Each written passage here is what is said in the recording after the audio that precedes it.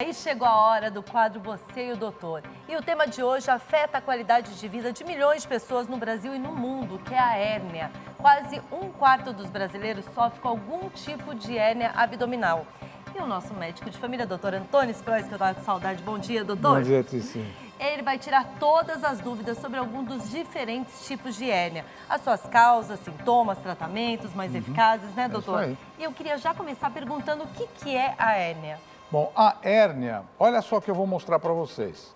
Aqui é uma parede abdominal. Você vê, a parede abdominal tá bonitinha, não tem nada, mas de repente você vai fazendo muita força, a musculatura vai ficando mais frágil e olha o que pode acontecer. Começa a sair aqui uma protuberância, olha só um bolinho aqui. Um calo, né? Como se fosse um calo na barriga. E isso aqui são alças do intestino que saíram para fora. Nossa. Por um enfraquecimento da parede abdominal. Então aqui vocês têm agora de perfil, você está de lado. Olha o músculo aqui da parede abdominal, é um músculo muito forte. Quando ele fica fraquinho, olha a alça do intestino sai e sai para fora. E aqui pode comprimir as artérias do intestino, pode dar isquemia, é o que a gente chama de hérnia encarcerada, que é uma urgência médica, porque isso aqui pode ficar sem circulação e a gente tem que operar de urgência. Então, o assunto de hoje é tão importante, porque hérnia muita gente tem, como você falou, um número muito grande, mas ninguém sabe que tem.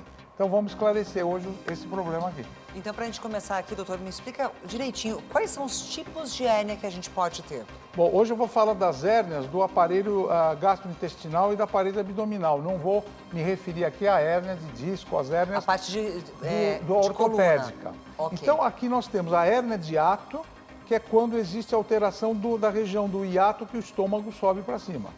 A hérnia epigástrica é quando aqui na região do epigastro, do abdômen, em cima do umbigo, também pode haver outra hérnia. Na região região umbilical, muito frequente também em crianças e em mulheres.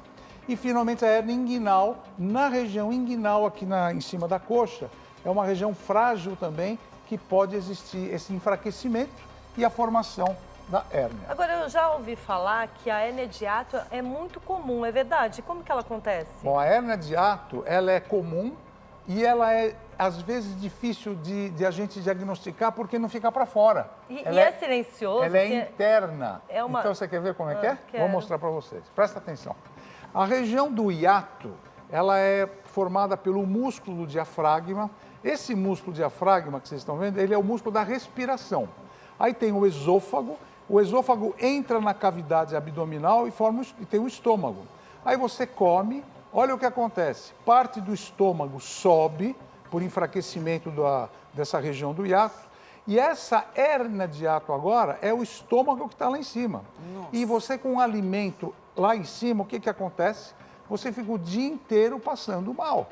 O dia inteiro você parece que fica fazendo a digestão num lugar que está errado, porque é no tórax, e o tórax é perto do pulmão. E aí você começa a ter outros sintomas. Quais são? Os principais sintomas, então, da hérnia de hiato, só para você entender direitinho. Vamos ver os principais sintomas. Olha só. Não, essa cirurgia eu vou falar mais no final, porque eu queria mostrar para vocês os principais sintomas da hérnia de hiato, porque como eu falei que sobe o material, imagina você Passa agora... o tempo todo com azia, com queimação. Você tem azia, você tem queimação. É um problema gástrico, assim, também. Isso, porque aqui em cima, Tici, você fica com aquele bolo e muitas vezes você pode até vomitar. Quando você vai tossir, quantas pessoas que estão vendo o programa vão engolir e falar, nossa, eu não estou conseguindo engolir direito e fica com aquela secreção na boca. E não entende o que está acontecendo com o corpo. Hérnia de hiato. E a gente faz o diagnóstico com uma endoscopia ou tomografia. Agora, doutor, o senhor disse aqui que a hérnia de hiato ela é muito comum. Sim. E as outras hérnias? Bom, as outras hérnias a gente vai ver aqui. Dá uma olhadinha aqui nessa imagem. A hérnia do epigástrio é aqui e ela, olha só, como todas as hérnias até agora que eu estou explicando, um enfraquecimento, sai a alça do intestino. Então, aqui tem a hérnia do epigastro. A hérnia umbilical, aqui nessa região, é igual a isso. Então, sai a alça do intestino. Nossa. E na região inguinal, que fica aqui, também é o mesmo mecanismo. Então, todas essas hérnias que eu falei, elas podem se agravar dentro do encarceramento, que tem que operar. Então, é muito importante a gente entender, principalmente, as causas do E que fora. quais são as causas? As Isso que eu queria principais saber. causas estão aqui, olha, presta atenção. Então está aqui novamente uma hérnia. Vamos dar uma olhadinha nas principais causas. Primeiro, enfraquecimento, como eu já expliquei, das camadas que protegem os órgãos. Predisposição genética, seu avô, sua mãe, então você pode ser que tenha. Envelhecimento, porque no envelhecimento você tem um enfraquecimento dessas estruturas. Quanto mais sedentário eu sou, mais fraco eu fico a minha musculatura. Na obesidade, quando eu estou com muita obesidade, essa pressão que eu tenho no abdômen força também o intestino a sair para fora. Tosse excessiva, porque a tosse fica forçando. E, finalmente, gestações sucessivas. As mulheres que têm muitos filhos, o útero fica aumentando o volume intraabdominal, também tem tendência de fazer hérnia umbilical, epigástrica e inguinal. O senhor falou sobre 4 tipos de hérnia dessa parte do aparelho digestivo e abdominal. Isso. Todas elas têm basicamente os mesmos sintomas?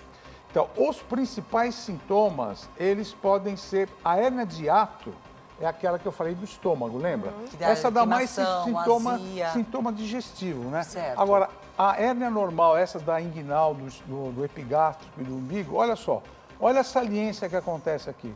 Como eu mostrei no comecinho, você fica com uma bola, né?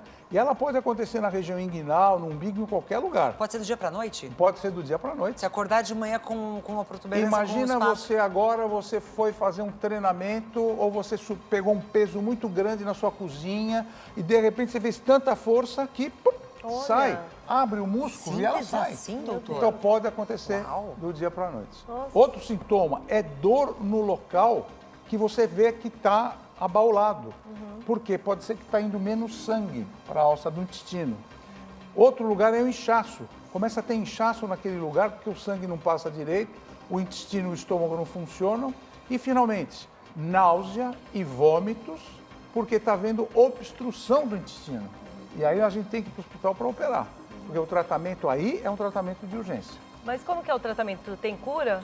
Então, tem cura. A hérnia a gente procura no começo, tem hérnia que não precisa operar.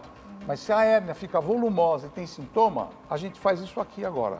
A gente leva o paciente para o centro cirúrgico, faz uma cirurgia não invasiva, com videolaparoscopia. Atualmente a gente usa muito a videolaparoscopia.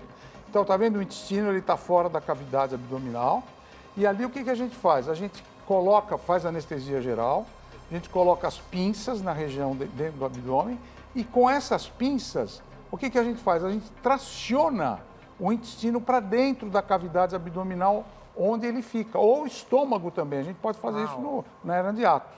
E aí com aquele buraco que ficou ali, o que o cirurgião faz? Ele aproxima esse buraco, ele fecha esse buraco e coloca uma tela protetora.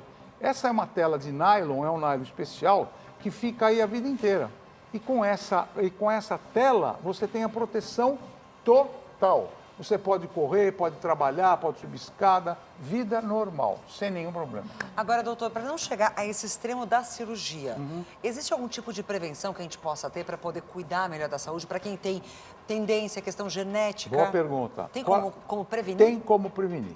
Como o nosso programa é medicina preventiva também, vamos dar uma olhadinha na prevenção. Em primeiro lugar, você ter hábitos saudáveis, ter uma vida saudável, ficar caminhando, se alimentar, dormir bem à noite. Então, hábitos saudáveis, cuidado com cigarro, bebida alcoólica, que a gente sempre fala. Atividade física fundamental para você manter o peso ideal. E fazer atividades físicas aeróbicas, mas também com fortalecimento da musculatura abdominal. Importante. Tomem muito cuidado, às vezes, para fazer um exercício desse, se você já tem hérnia, porque pode piorar. Então, depende do tipo de hérnia que você tem. Alimentação balanceada, pouca gordura, pouca fritura, cuidado com bebida alcoólica, para você manter o peso ideal. E, além disso, cuidado com o peso excessivo.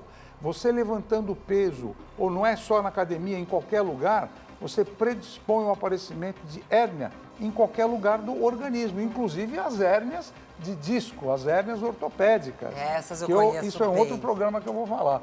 Mas então a gente tem que tomar esse cuidado. Tá vendo só, doutor, porque é tão importante o nosso consultório aqui, né, Tice? Muito obrigada, doutor Eu que Stroessner. agradeço vocês. Você sempre dando essa aula e sempre também ajudando as pessoas de casa a se prevenirem, né? Se Deus quiser. E a E olha, gente também aqui no boa estúdio. saúde para vocês aí. Ah, hein? obrigada pra E todos sem nós. hérnia, sem hérnia. Sem hérnia. Semana que vem, doutor estará aqui com a gente novamente. Zucatelli, com você. Muito bom, dicas sempre excelentes, doutor Sproster. Obrigado, doutor. Obrigado. A gente aprende muito aqui. Adoro a parte da prevenção, é muito importante para todos nós.